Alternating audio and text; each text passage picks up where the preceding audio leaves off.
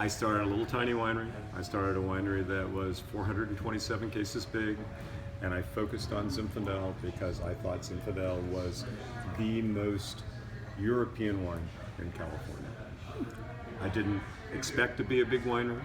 I had a little tiny winery going, and it was going to grow into a moderate-sized winery, maybe 6,000 or 7,000 cases, and I was only going to make single vineyard designated old vine Zinfandel because it had all the characteristics that I thought great vines had.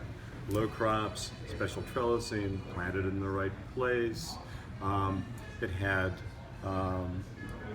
low tonnage, which were all part of what went into making great wine in my mind.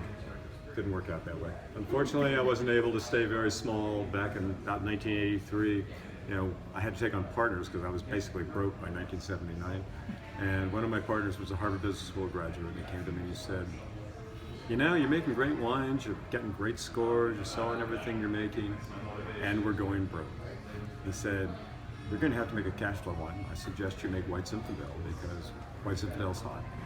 And I said, I'm sorry, I don't do pink, I don't do sweet, I don't do wimpy. This is not going to happen.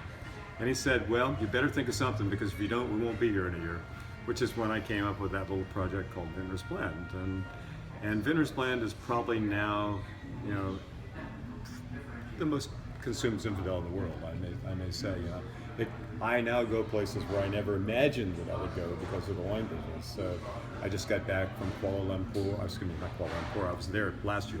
I went to Singapore this time and to Japan, and I go to the Nordics a lot.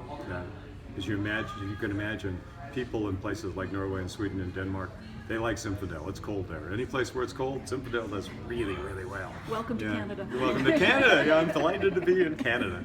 Yeah.